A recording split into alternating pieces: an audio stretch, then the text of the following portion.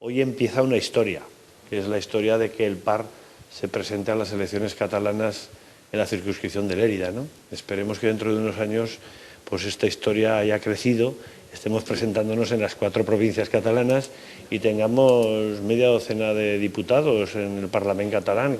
Hemos presentado una lista a las elecciones al Parlamento de Cataluña en la circunscripción de Lérida porque es un viejo anhelo que teníamos en nuestro partido, en el Partido Aragonés. Nos unen muchísimas cuestiones, yo creo que hay muchas cosas que podemos hacer en común desde el diálogo y desde la colaboración, desde el punto de vista cultural, desde el punto de vista turístico, desde el punto de vista empresarial, desde el punto de vista del desarrollo socioeconómico.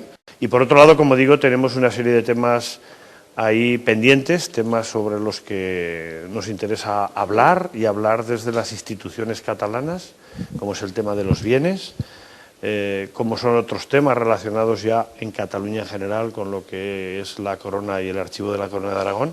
¿Y por qué vamos a priori a renunciar a un objetivo que al final es el que rige en todas las elecciones? Los partidos se presentan para ganar y para conseguir diputados, ¿no?